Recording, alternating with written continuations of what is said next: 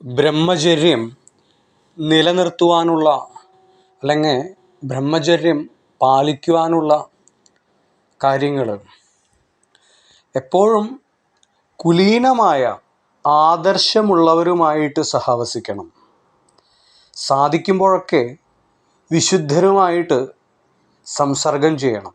അതായത് സത്സംഗം ശീലിക്കണമെന്നർത്ഥം.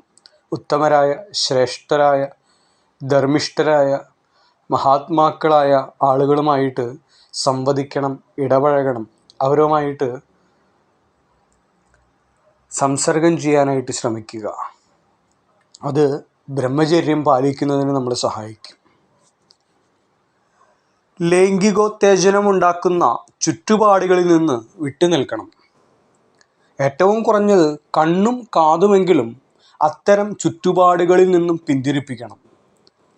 ഒരു യുവാവ് ഓരോ സ്ത്രീയെയും സ്വന്തം അമ്മയെപ്പോലെ ബഹുമാനിക്കണം. അതുപോലെ ഒരു യുവതിക്ക് പുരുഷന്മാരോട് ഒരു അമ്മയുടെ ഭാവമായിരിക്കണം ഉണ്ടാകേണ്ടത്.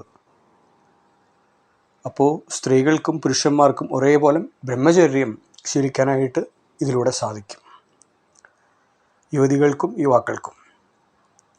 ഈ ഭക്ഷണ രീതി, വിനോദം, ഉറക്ക വിളിക്കൽ, മറ്റുള്ളവരുമായിട്ടുള്ള ഇടപെടൽ, സംഭാഷണം എന്നീ കാര്യങ്ങളിൽ മിതത്വവും സംസ്കാരവും അച്ചടക്കവും പാലിക്കണം. എപ്പോഴും ഉത്കൃഷ്ട വിഷയങ്ങളെക്കുറിച്ച് സംസാരിക്കുക, ഉത്കൃഷ്ട വിഷയങ്ങളെക്കുറിച്ച് കേൾക്കുക. മനസ്സിൽ കുലീനവും ശ്രേഷ്ഠവുമായ ചിന്തകൾ മാത്രം അനുവദിക്കുക. ഉത്തമവും ധർമ്മവും സത്തും ആയിട്ടുള്ള കാര്യങ്ങളെപ്പറ്റി മാത്രം ചിന്തിക്കുകയും കേൾക്കുകയും വിശകലനം ചെയ്യുകയും എല്ലാം ചെയ്യേണ്ടതാണ്. ദിവസവും 1 മണിക്കൂറെങ്കിലും ശാരീരിക അധ്വാനം നിർബന്ധമാണ്. അത് യോഗാസനങ്ങളോ ശരീരം ബലവത്താക്കുന്ന വ്യായാമമോ നടത്തമോ കായികാധ്വാനമുള്ള ജോലി എന്തോ ആകാം. ഭക്തിയും ഈശ്വരവിശ്വാസവുമുള്ള ഒരു വ്യക്തിയാണ് നിങ്ങളെങ്കിൽ ഈശ്വരനിൽ അടിത്തട്ടിൽ നിന്ന് തുടരെ ഒരു ആത്മാർത്ഥമായിട്ടുള്ള പ്രാർത്ഥന ഉയരണം. ഒരു ദുഷ്ചിന്തയോ ചീത്ത ദൃശ്യമോ അഥവാ ഉത്തേജിപ്പിക്കുന്ന ഒരു രംഗമോ മനസ്സിൽ വന്നാൽ ഇപ്രകാരം തീവ്രമായിട്ട് പ്രാർത്ഥിക്കുക: ഈശ്വര, എന്നെ ആത്മീയ തേജസ്സും ഓജസ്സുമുള്ള ഒരു പരിശുദ്ധ വ്യക്തിയാക്കണമേ. എൻ്റെ ശരീരത്തിലെ വീര്യത്തിൻ്റെ ദ്രാവകം ഉയർന്ന തലത്തിലേക്ക് ഉയർത്തി ആത്മീയ ശക്തിയായി പരിണമിപ്പിക്കണമേ. ആത്മാർത്ഥമാണെങ്കിൽ ഇത്തരം പ്രാർത്ഥനകൾ അത്ഭുതങ്ങൾ സംഭവിപ്പിക്കും. പ്രാർത്ഥന കൊണ്ട് ഏറ്റവും ഉയർന്ന ആധ്യാത്മിക അനുഭൂതി പോലും കൈവരുത്തുന്നതാകും. ഇങ്ങനെയുള്ള പ്രാർത്ഥനയിലൂടെ ബ്രഹ്മചര്യ പാലനത്തിന് നമുക്ക് മുന്നേറുവാനായിട്ട് സാധിക്കും. നിങ്ങൾ ഈശ്വരനിൽ വിശ്വസിക്കേണ്ടതാണ്. വിശ്വസിച്ചേ മതിയാകൂ. ഇനി വിശ്വസിക്കാത്തവരാണെങ്കിൽ തന്നോട് തന്നെ ഇപ്രകാരം പറയുക: ഈ ശരീരം തുടരെ മാലിന്യം സഞ്ചരിച്ച് ഓരോ ദിവസവും മലിനമായി കൊണ്ടിരിക്കുകയാണ്. തീർച്ചയായിട്ടും ഞാൻ ഈ വൃത്തിയില്ലാത്ത ശരീരമല്ല, ഞാൻ നിത്യശുദ്ധമായ ആത്മാവാണ് എന്നുള്ള ബോധമെങ്കിലും നിലനിർത്തേണ്ടതായിട്ടുണ്ട്. ഈശ്വരവിശ്വാസവുമില്ല, ആത്മബോധവുമില്ല. അങ്ങനെയുള്ളൊരു വ്യക്തിക്ക് ഒരിക്കലും ബ്രഹ്മചര്യപാലനം എളുപ്പമല്ല, സാധ്യമല്ല. അപ്പോൾ ഈ ശരീരത്തിന് ഓരോ ദിവസവും പ്രായം കൂടിക്കൊണ്ടിരിക്കുന്നു. തീർച്ചയായും കാലത്തിൽ ജീർണിക്കുന്ന ഈ ശരീരമല്ല ഞാൻ നിത്യനൂതനനായ ആത്മാവാണ്. യഥാസമയം ആഹാരം നൽകിയില്ലെങ്കിൽ ഈ ശരീരം ക്ഷയിക്കും. തീർച്ചയായും ഞാൻ ആഹാരത്തെ ആശ്രയിക്കുന്ന ഈ ശരീരമല്ല. ഞാൻ നിത്യശക്തനും സ്ഥിരോത്സാഹിയും സർവശക്തനുമായ ആത്മാവാണ്. മരണമില്ലാത്ത ആത്മാവാണ്. പണ്ടേക്ക് പണ്ടേ ഉള്ളവനാണ്, ഇപ്പോഴും ഉള്ളവനാണ്, ഇനി ഈ ശരീരം നശിച്ചാലും ഉള്ളവനാണ്. അങ്ങനെയുള്ള ആത്മാവാണ് ഞാൻ എന്നുള്ള ആത്മബോധം തീർച്ചയായിട്ടും വേണം. ഇതാണ് ആത്മജ്ഞാനം, ബ്രഹ്മജ്ഞാനം എന്നെല്ലാം പറയുന്നത്. ഈ ശരീരം ഒരു ദിവസം എല്ലാവരും നോക്കി നിൽക്കെ ഒരു ചിതയിൽ എരിഞ്ഞടങ്ങേണ്ടതാണ്. തീർച്ചയായിട്ടും ഞാൻ അവസാനം ചാരമായിത്തീരുന്ന ദുരിതം നൽകുന്ന ഈ ശരീരമല്ല. അനശ്വരവും നിത്യശുദ്ധവും നിത്യജ്ഞാനവുമായ ആത്മാവാണ് ഞാൻ. നിങ്ങൾക്ക് ഇങ്ങനെയൊരു മനോഭാവം ഉണ്ടാക്കിയെടുക്കാമെങ്കിൽ ഏത് പ്രാർത്ഥനയെക്കാളും അത് താഴെയായിരിക്കില്ല. പ്രാർത്ഥന പോലെ തന്നെ ഭഗവത് ഭക്തി ഉള്ളതുപോലെ തന്നെ ശ്രേഷ്ഠമാണ്. ആദ്യപടിയാണ്. ഇങ്ങനെ ഒരു ആത്മബോധം വന്നവനെ നല്ല ഭക്തനാകുവാനായിട്ട് സാധിക്കൂ.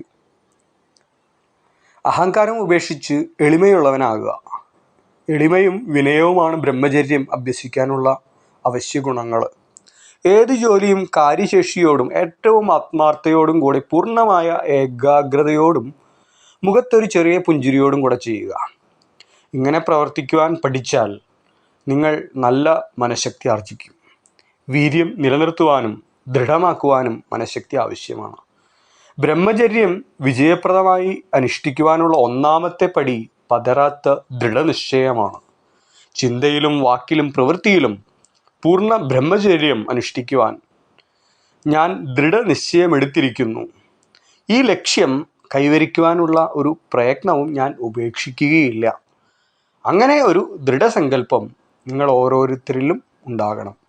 ബ്രഹ്മചര്യം പാലിക്കുവാനായിട്ട് ആഗ്രഹിക്കുന്നവരുടെ കാര്യമാണ് പ്രത്യേകിച്ച് പറയുന്നത്. ഈ തീരുമാനത്തിൽ നിങ്ങൾ അചഞ്ചലനായിരിക്കണം. ചലിച്ചു പോകരുത്, മാറിപ്പോകരുത്, വിട്ടുപോകരുത്. ഇത് വ്യക്തിത്വ ദാർഢ്യത്തിൻ്റെ വിഷയമാണ്. എന്നാൽ വളരെ പ്രാധാന്യമുള്ള ഈ കാര്യം ഏറ്റവും അവസാനമാണ് സൂചിപ്പിച്ചത്. അങ്ങനെ ചെയ്യുന്നതിനൊരു കാരണമുണ്ട്. ഒരു ദൃഢനിശ്ചയത്തിൻ്റെ ആവശ്യകതയും പ്രാധാന്യവും മനസ്സിലാക്കുവാനാണ് മുകളിൽ നമ്മളിപ്പോൾ ഇത്ര നേരം പറഞ്ഞ കാര്യങ്ങൾ, മുകളിൽ നമ്മൾ വിവരിച്ചിട്ടുള്ള എല്ലാ നിർദ്ദേശങ്ങളും വ്യക്തിത്വ ദൃഢതയുടെ അടിസ്ഥാനത്തിൽ, അതായത് സ്വന്തം തീരുമാനത്തിൻ്റെ ബലത്തിൽ നടപ്പാക്കിയാൽ മാത്രമേ ഫലപ്രദമാകുകയുള്ളൂ. നമ്മളിതിൽ ഉറച്ചു നിൽക്കുക, അചഞ്ചലനായിട്ട് നിൽക്കുക എന്നുള്ളത് ഏറ്റവും അവസാനത്തെ കാര്യമാണ്, ഏറ്റവും വലിയ കാര്യമാണ്. നിങ്ങൾക്ക് ദൃഢനിശ്ചയവും അചഞ്ചല തീരുമാനവും പ്രതിജ്ഞയുണ്ടെങ്കിൽ അസാധ്യമായിട്ടൊന്നും തന്നെയില്ല, എല്ലാം സാധ്യമാണ്. മനുഷ്യശക്തിയിൽ മൈഥുനശക്തിയായി, മൈഥുന ചിന്തയായി പ്രകാശിക്കുന്ന ആ അംശത്തെ തടഞ്ഞു നിയന്ത്രിച്ചാൽ അത് എളുപ്പം ഓജസ്സാകുമെന്ന് യോഗി പറയുന്നു.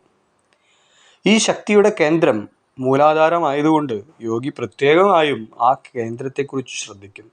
ഈ മൈഥുന ശക്തിയെ മുഴുവൻ എടുത്ത് ഓജസ്സാക്കി മാറ്റുവാനാണ് യോഗി ശ്രമിക്കുന്നത്. ചാരിത്രമുള്ള സ്ത്രീ പുരുഷന്മാർക്ക് മാത്രമേ ഓജസ്സിനെ കയറ്റി നമ്മുടെ ശിരസിൽ സംഭരിക്കാനായിട്ട് സാധിക്കുകയുള്ളൂ. ആ സഹസ്രാരത്തിൽ, മൂലാധാരത്തിൽ നിന്നും സഹസ്രാരത്തിലേക്ക് ആ കുണ്ടലിനി ശക്തിയെ, ആ ഓജസ്സിനെ